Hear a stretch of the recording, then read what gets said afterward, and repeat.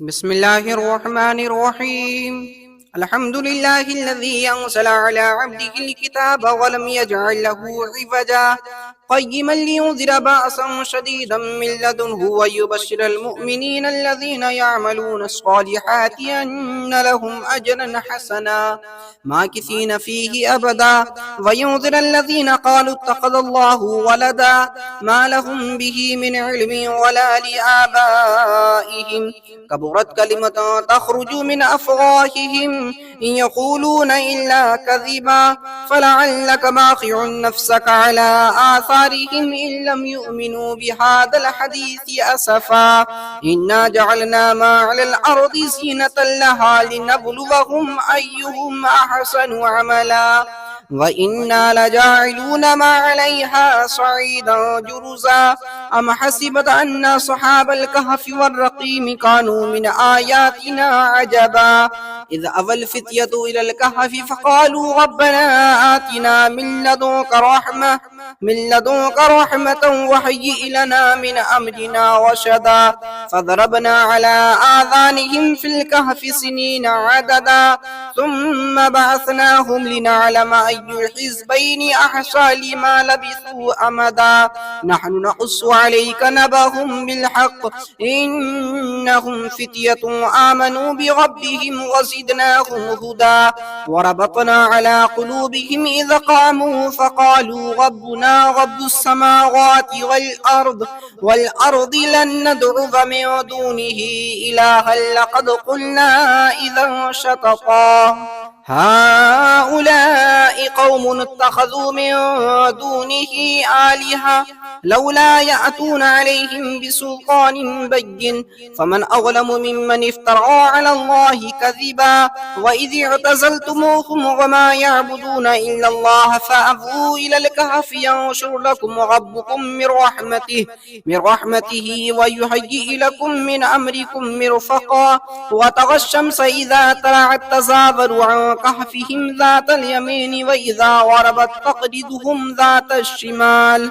وهم في فجوة منه ذلك من آيات الله من يهد الله فهو المهتد ومن يضلل فلن تجد له وليا مرشدا وتحسبهم أيقاظا وهم رقود ونقلبهم ذات اليمين وذات الشمال وقلبهم باسط ذراعيه بالوصيد لو اطلعت عليهم لوليت منهم فرارا ولملئت منهم رعبا وكذلك بعثناهم ليتساءلوا بينهم قال قائل منهم كم لبثتم قالوا لبثنا يوما أو بعد يوم قالوا ربكم أعلم بما لبثتم فبعثوا أحدكم بورقكم هذه إلى المدينة فلينظر أيها أزكى طعاما فليأتكم برزق منه وليتلطف ولا يشعرن بكم أحدا إنهم إن يظهروا عليكم يرجموكم أو يعيدوكم في ملتهم ولن تفلحوا إذا أبدا وكذلك أعثرنا عليهم ليعلموا أن بعد الله حق وأن الساعة لا ريب فيها إذ يتنازعون بينهم أمرهم فقالوا بنوا عليهم بنيانا ربهم أعلم بهم قال الذين غلبوا على أمرهم لنتخذن عليهم مسجدا سيقولون ثلاثة رابعهم كلبهم ويقولون سبعة وثامنهم كلبهم قل ربي أعلم بعدتهم ما يعلمهم إلا قليل فلا تمار فيهم إلا مراء ظاهرا ولا تستفت فيهم منهم أحدا ولا تقولن لشيء إني فاعل ذلك غدا إلا أن يشاء الله واذكر ربك إذا نسيت وقل عسى أن يهديني ربي لأقرب من هذا رشدا ولبثوا في كهفهم 300 سنين وازدادوا 9 قل الله أعلم بما لبثوا له غيب السماوات والأرض أبصر به وأسمع ما لهم من دونه من ولي ولا يشرك في حكمه أحدا بسم الله الرحمن الرحيم الله لا إله إلا هو الحي القيوم لا تأخذه سنة ولا نوم، له ما في السماوات وما في الأرض. من ذا الذي يشفع عنده إلا بإذنه، يعلم ما بين أيديهم وما خلفهم، ولا يحيطون بشيء من علمه إلا بما شاء. وسع كرسيه السماوات والأرض، ولا يؤوده حفظهما وهو العلي العظيم. بسم الله الرحمن الرحيم. إنا أعطيناك الكوثر، فصل لربك وانحر، إن شانئك هو الأبتر. بسم الله الرحمن الرحيم. الحمد لله الذي أنزل على عبده الكتاب ولم يجعل له عوجا، قيما لينذر بأسا شديدا من لدنه ويبشر المؤمنين الذين يعملون الصالحات أن لهم أجرا حسنا ماكثين فيه أبدا، وينذر الذين قالوا اتخذ الله ولدا، ما لهم به من علم ولا لآبائهم، كبرت كلمة تخرج من أفواههم إن يقولون إلا كذبا، فلعلك باخع نفسك على آثارهم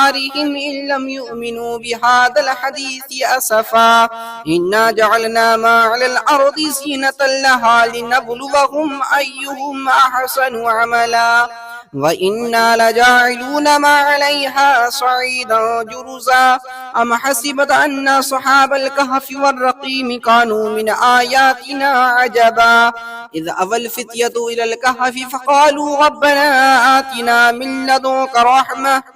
لدنك رحمة وهيئ لنا من أمرنا رشدا. فضربنا على آذانهم في الكهف سنين عددا، ثم بعثناهم لنعلم أي الحزبين أحصى لما لبثوا أمدا. نحن نقص عليك نبأهم بالحق، إنهم فتية آمنوا بربهم وزدناهم هدى. وربطنا على قلوبهم إذ قاموا فقالوا ربنا رب السماوات والأرض لن ندعو من دونه إلها لقد قلنا إذا شططا. هؤلاء قوم اتخذوا من دونه آلهة لولا يأتون عليهم بسلطان بين، فمن أظلم ممن افترى على الله كذبا. وإذ اعتزلتموهم وما يعبدون إلا الله فأووا إلى الكهف ينشر لكم ربكم من رحمته ويهيئ لكم من أمركم مرفقا. وترى الشمس إذا طلعت تزاور عن كهفهم ذات اليمين وإذا غربت تقرضهم ذات الشمال وهم في فجوة منه، ذلك من آيات الله. من يهد الله فهو المهتد، ومن يضلل فلن تجد له وليا مرشدا. وتحسبهم أيقاظا وهم رقود ونقلبهم ذات اليمين وذات الشمال وقلبهم باسط ذراعيه بالوصيد، لو اطلعت عليهم لوليت منهم فرارا ولملئت منهم رعبا. وكذلك بعثناهم ليتساءلوا بينهم، قال قائل منهم كم لبثتم؟ قالوا لبثنا يوما أو بعد يوم. قالوا ربكم أعلم بما لبثتم فبعثوا أحدكم بورقكم هذه إلى المدينة فلينظر أيها أزكى طعاما فليأتكم برزق منه وليتلطف ولا يشعرن بكم أحدا. إنهم إن يظهروا عليكم يرجموكم أو يعيدوكم في ملتهم ولن تفلحوا إذا أبدا. وكذلك أعثرنا عليهم ليعلموا أن وعد الله حق وأن الساعة لا ريب فيها، إذ يتنازعون بينهم أمرهم فقالوا بنوا عليهم بنيانا ربهم أعلم بهم. قال الذين غلبوا على أمرهم لنتخذن عليهم مسجدا. سيقولون ثلاثة رابعهم كلبهم ويقولون سبعة وثامنهم كلبهم قل ربي أعلم بعدتهم ما يعلمهم إلا قليل. فلا تمار فيهم إلا مراء ظاهرا ولا تستفت فيهم منهم أحدا ولا تقولن لشيء إني فاعل ذلك غدا إلا أن يشاء الله واذكر ربك إذا نسيت وقل عسى أن يهديني ربي لأقرب من هذا رشدا ولبثوا في كهفهم 300 سنين وازدادوا 9 قل الله أعلم بما لبثوا له غيب السماوات والأرض أبصر به وأسمع ما لهم من دونه من ولي ولا يشرك في حكمه أحدا. بسم الله الرحمن الرحيم. الله لا إله إلا هو الحي القيوم لا تأخذه سنة ولا نوم له ما في السماوات وما في الأرض من ذا الذي يشفع عنده إلا بإذنه يعلم ما بين أيديهم وما خلفهم ولا يحيطون بشيء من علمه إلا بما شاء وسع كرسيه السماوات والأرض ولا يؤوده حفظهما وهو العلي العظيم. بسم الله الرحمن الرحيم. إنا أعطيناك الكوثر فصل لربك وانحر إن شانئك هو الأبتر. بسم الله الرحمن الرحيم. الحمد لله الذي أنزل على عبده الكتاب ولم يجعل له عوجا قيما لينذر بأسا شديدا من لدنه ويبشر المؤمنين الذين يعملون الصالحات أن لهم أجرا حسنا ماكثين فيه أبدا وينذر الذين قالوا اتخذ الله ولدا ما لهم به من علم ولا لآبائهم كبرت كلمة تخرج من أفواههم إن يقولون إلا كذبا فلعلك باخع نفسك على آثارهم إن لم يؤمنوا بهذا الحديث أسفا إنا جعلنا ما على الأرض زينة لها لنبلوهم أيهم أحسن عملا وإنا لجاعلون ما عليها صعيدا جرزا أم حسبت أن أصحاب الكهف والرقيم كانوا من آياتنا عجبا إذ أوى الفتية إلى الكهف فقالوا ربنا آتنا من لدنك رحمة وهيئ لنا من أمرنا رشدا فضربنا على آذانهم في الكهف سنين عددا ثم بعثناهم لنعلم أي الحزبين أحصى لما لبثوا أمدا نحن نقص عليك نبأهم بالحق إنهم فتية آمنوا بربهم وزدناهم هدى وربطنا على قلوبهم إذ قاموا فقالوا ربنا رب السماوات والأرض لن ندعو من دونه إلها لقد قلنا إذا شططا هؤلاء قوم اتخذوا من دونه آلهة لولا يأتون عليهم بسلطان بين فمن أظلم ممن افترى على الله كذبا وإذ اعتزلتموهم وما يعبدون إلا الله فأووا إلى الكهف ينشر لكم ربكم من رحمته ويهيئ لكم من أمركم مرفقا وترى الشمس إذا طلعت تزاور عن كهفهم ذات اليمين وإذا غربت تقرضهم ذات الشمال وهم في فجوة منه ذلك من آيات الله من يهد الله فهو المهتد ومن يضلل فلن تجد له وليا مرشدا وتحسبهم أيقاظا وهم رقود ونقلبهم ذات اليمين وذات الشمال وقلبهم باسط ذراعيه بالوصيد لو اطلعت عليهم لوليت منهم فرارا ولملئت منهم رعبا وكذلك بعثناهم ليتساءلوا بينهم قال قائل منهم كم لبثتم قالوا لبثنا يوما أو بعد يوم قالوا ربكم أعلم بما لبثتم فبعثوا أحدكم بورقكم هذه إلى المدينة إلى المدينة فلينظر أيها أزكى طعاما فليأتكم برزق منه وليتلطف ولا يشعرن بكم أحدا إنهم إن يظهروا عليكم يرجموكم أو يعيدوكم في ملتهم ولن تفلحوا إذا أبدا وكذلك أعثرنا عليهم ليعلموا أن بعد الله حق وأن الساعة لا ريب فيها إذ يتنازعون بينهم أمرهم فقالوا بنوا عليهم بنيانا ربهم أعلم بهم قال الذين غلبوا على أمرهم لنتخذن عليهم مسجدا سيقولون ثلاثة رابعهم كلبهم ويقولون سبعة وثامنهم كلبهم قل ربي أعلم بعدتهم ما يعلمهم إلا قليل فلا تمار فيهم إلا مراء ظاهرا ولا تستفت فيهم منهم أحدا ولا تقولن لشيء إني فاعل ذلك غدا إلا أن يشاء الله واذكر ربك إذا نسيت وقل عسى أن يهديني ربي لأقرب من هذا رشدا ولبثوا في كهفهم 300 سنين وازدادوا 9 قل الله أعلم بما لبثوا له غيب السماوات والأرض أبصر به وأسمع ما لهم من دونه من ولي ولا يشرك في حكمه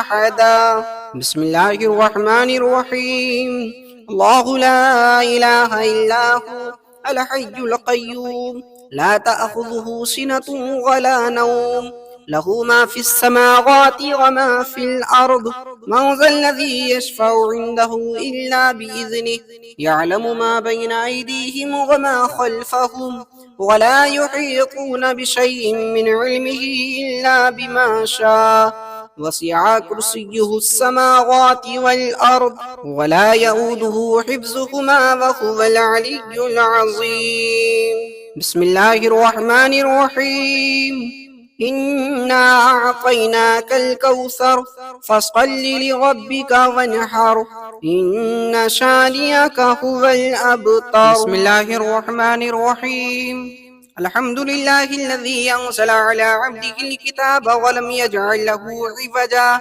قيما لينذر بأسا شديدا من لدنه ويبشر المؤمنين الذين يعملون الصالحات أن لهم أجرا حسنا ماكثين فيه أبدا وينذر الذين قالوا اتخذ الله ولدا ما لهم به من علم ولا لآبائهم كبرت كلمة تخرج من أفواههم إن يقولون إلا كذبا فلعلك باخع نفسك على آثارهم إن لم يؤمنوا بهذا الحديث أسفا إنا جعلنا ما على الأرض زينة لها لنبلوهم أيهم أحسن عملا وإنا لجاعلون ما عليها صعيدا جرزا أم حسبت أن أصحاب الكهف والرقيم كانوا من آياتنا عجبا إذ أوى الفتية إلى الكهف فقالوا ربنا آتنا من لدنك رحمة وهيئ لنا من أمرنا رشدا فضربنا على آذانهم في الكهف سنين عددا ثم بعثناهم لنعلم أي الحزبين أحصى لما لبثوا أمدا نحن نقص عليك نبأهم بالحق إنهم فتية آمنوا بربهم وزدناهم هدى وربطنا على قلوبهم إذ قاموا فقالوا ربنا رب السماوات والأرض لن ندعو من دونه إلها لقد قلنا إذا شططا هؤلاء قوم اتخذوا من دونه آلهة لولا يأتون عليهم بسلطان بين فمن أظلم ممن افترى على الله كذبا وإذ اعتزلتموهم وما يعبدون إلا الله فأووا إلى الكهف ينشر لكم ربكم من رحمته ويهيئ لكم من أمركم مرفقا وترى الشمس إذا طلعت تزاور عن كهفهم ذات اليمين وإذا غربت تقرضهم ذات الشمال وهم في فجوة منه ذلك من آيات الله من يهد الله فهو المهتد ومن يضلل فلن تجد له وليا مرشدا وتحسبهم أيقاظا وهم رقود ونقلبهم ذات اليمين وذات الشمال وقلبهم باسط ذراعيه بالوصيد لو اطلعت عليهم لوليت منهم فرارا ولملئت منهم رعبا وكذلك بعثناهم ليتساءلوا بينهم قال قائل منهم كم لبثتم قالوا لبثنا يوما أو بعد يوم قالوا ربكم أعلم بما لبثتم فبعثوا أحدكم بورقكم هذه إلى المدينة فلينظر أيها أزكى طعاما فليأتكم برزق منه وليتلطف ولا يشعرن بكم أحدا إنهم إن يظهروا عليكم يرجموكم أو يعيدوكم في ملتهم ولن تفلحوا إذا أبدا وكذلك أعثرنا عليهم ليعلموا أن بعد الله حق وأن الساعة لا ريب فيها إذ يتنازعون بينهم أمرهم فقالوا بنوا عليهم بنيانا ربهم أعلم بهم قال الذين غلبوا على أمرهم لنتخذن عليهم مسجدا سيقولون ثلاثة رابعهم كلبهم ويقولون سبعة وثامنهم كلبهم قل ربي أعلم بعدتهم ما يعلمهم إلا قليل فلا تمار فيهم إلا مراء ظاهرا ولا تستفت فيهم منهم أحدا ولا تقولن لشيء إني فاعل ذلك غدا إلا أن يشاء الله واذكر ربك إذا نسيت وقل عسى